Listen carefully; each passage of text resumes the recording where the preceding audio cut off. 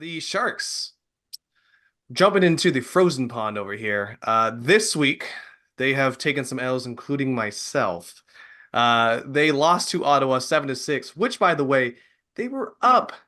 Boys, they were No, no, up. no, no. It was Dallas. They lost 7-6. That's in I'm overtime. sorry. I'm sorry. Yes, they lost to Dallas 7-6. They were up 6-3, and they lost 7-6, which also happens to be the last game that Capo Kakkonen played. He has now been traded to the New Jersey Devils Yeah, we'll for get into all of Vitek those moves in a Vanecek. second. But Somebody cue My Chemical Romance because I'm not okay, man. yeah, that's yeah. The trade deadline for the Sharks was a rough one. But to be continued here, the Sharks went ahead and lose to the Islanders 7-2. Vince and Sam, y'all got your dubs. They win 2-1 against Ottawa. I did watch that game. That was a fun game. The last 30 seconds was hellish to say the least there. Hmm. But they got it done there. They are 16, 40, and 7, eighth in the Pacific, 15th in the West. They're only ahead of Chicago via goal differential. They technically have the same amount of points, but goal differential is what separates them. So upcoming is Tuesday against Philadelphia Flyers, Thursday against the Pittsburgh Penguins, which, by the way, they didn't look too good on Saturday primetime this past weekend here. And then Saturday against the Columbus Blue Jackets, and Sunday to round it off here against the Chicago Blackhawks, who has Connor Bedard back. So, Vince, you are a half game behind me here at seven and Yep. a half. Yeah, well, me and Sam got Ottawa right. That brought me right there. We're right back into it. Yeah. This week I'm looking at the schedule. You know what? Something is telling me take the Pittsburgh game. I'm taking Pittsburgh. That's going to be my Yeah. win of the week. They didn't look Um, too good, man, against I mean, I don't know. I think you know what? Sam, you go ahead and make your prediction here. Let's see what you say here. Who you got for the win of the You week? know what? I know I rolled with Vince last week, but I'm gonna roll again with Pittsburgh. With Vince all right. and Pittsburgh. Okay. I How about have you?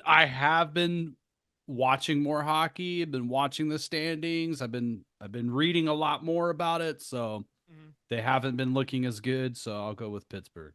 Okay. Okay. Well, I don't want to go Pittsburgh because obviously we want to make it live here, right? That's what makes it more Yeah. fun. So I can't go that route. You know what? Give me the easy one. I'll go Blue Jackets here. Blue Jackets. Okay. Give Adding me it the to easy the one. list. I think Chicago, I think they're gonna come in fiery and off of a back-to-back to begin with. Yeah, it's the back end of the back to back, which is why I didn't choose the Blackhawks there. So Yeah. yeah, Yeah. that's fine. Okay, Well, so take us down our this picks are rabbit live. hole. All right, so for the trade deadline, I only tracked what the Sharks did because that's kind of who we're focusing on.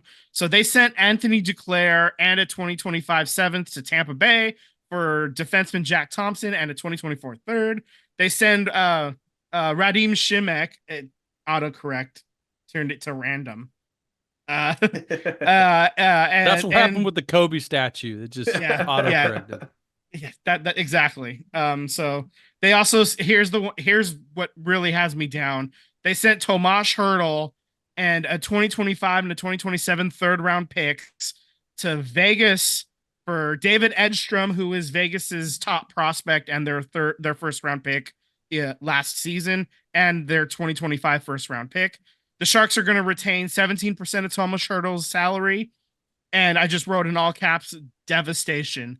Um, it's sending him to Vegas is what hurt the most. Yeah. He's going to be a prime player for them for the contract is 6 years. He's just turned 30, so he's going to be like in his prime for at least 3 of those years, you know, and it's going to be somebody we're seeing 4 times a year. And I'm glad that he's going to be able to get a cup, and I'm glad that he didn't sign there of his own accord. But it's just going to be real tough to cheer for him because he's playing with that crest on his chest now. But I do hope he does play well. You know, if he can score hat tricks in 4-3 losses for Vegas, I think that's the ideal for a lot of Sharks fans. You know, we love Tommy, man. That gonna miss that guy. That's gonna hurt a lot. Hey Yeah, he Vince, just finish up the free age trades Yeah, Because yeah. I got a story about this Tomas Hertl. Okay. All Okay. right. So let's see. They sent defenseman one of their minor league prospects to Calgary.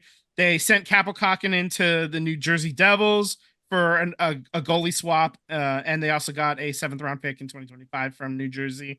They get Devin Cooley from Buffalo, who's a goalie, for Washington's 2025 seven round pick.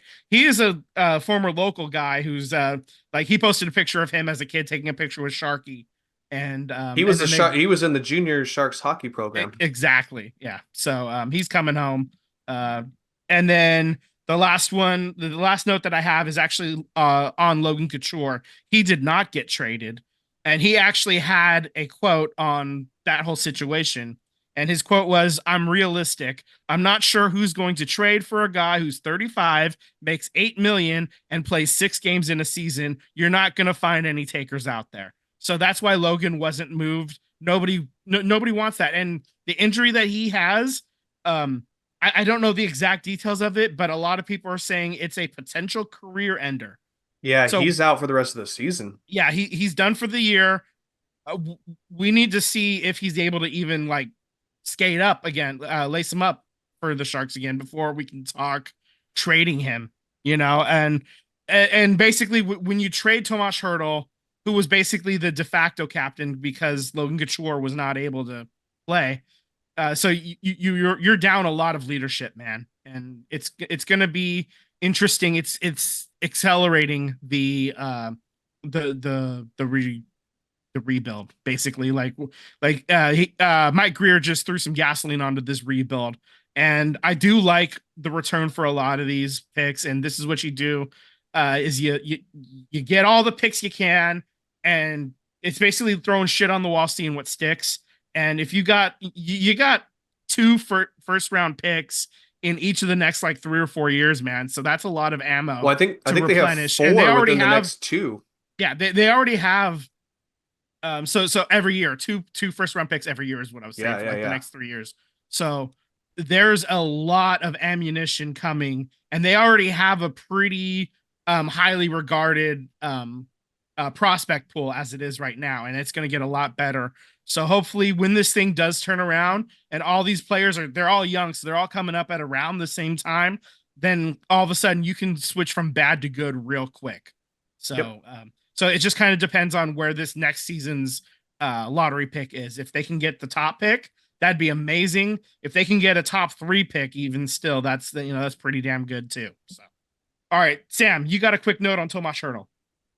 So last week I asked you guys because I really wanted a black jersey, and y'all Yeah. told me Tomas Hertl because Yeah, that contract is most likely untradeable. yeah. I was shopping the Tomas Hertl black jersey was in the cart, Mm-hmm. and I was gonna call you, Vince, to talk about sizing because I know you just ordered a jersey, Yeah. and I was gonna talk to you about sizing, and literally the next day he got traded, and I said, "Oh man, I was gonna be pissed." So my next question is, who do I buy now? Do I just like You get a blank one, man. You just get a blank one. The I jersey's too mean, sick to not buy, but you there's gotta some just get a player blank one. there's some players, but this Tomas Hertl trade told me one thing is that Greer isn't here to make you into a fan of the current roster. He's here to have things like Vince said stick on a wall, and those players that stick on the wall to his eyes and to his vision will be the players of the future. I don't even know. Will Smith is killing it, and he may not even be. He may be a trade bait next season. You know what I mean? Like that's how it. I don't know. We're the question mark with Greer. Like he's got full keys to this car, and I don't know what direction it's going. To be honest with you, at this Yeah. point, I have no Also, idea. Plattner, the I think owner. he's just trying to like get as many draft picks and young guys into the system and reassess from there.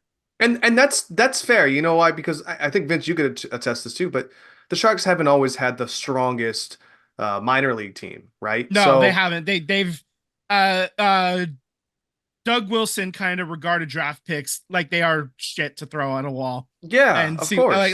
but like negatively. Yeah, Yeah, I so mean, to him, it was just a value yeah, trade piece. I want yeah, guys now. I don't want guys 10 years down exactly. the He road, was you a know? big game hunter, is what Yeah, he was. And but they drafted Logan at the number 9 spot. They were like supposed to draft back in like the low 20s that season, and they loaded up, traded up to go get him. When they find somebody they like, they would go and get him. So yeah. so that was the old way that they're doing it. This way, they're trying to just maximize your chances at getting like really good pieces, And you because know what? guys like It's Joe Pavelski was a late round pick. He was like the 204th or with whatever. Boston. Yeah. No, Oh no, no, no, but no, no, no, no, Joe no, no. Pavelski. Joe Pavelski. So I mean, I do I not particularly like it right now? Sure, because I'm not used to it. But that's how the teams in the East Coast, that's how they stay relevant. And that's how they've stayed relevant. You know, like Pittsburgh has stayed relevant. Islanders have stayed relevant. Rangers have, I mean, stayed relevant. I mean, because they have talent pool where the Sharks have always been notoriously like, we're kind of the team that people are like, oh, you play hockey in San Jose, you know what I mean? Like it's one of those things that's not a big market area when it comes to the whole of hockey, you know? So I think that that was kind of a thing too, that he didn't value draft picks as well as maybe some other teams would, you know? So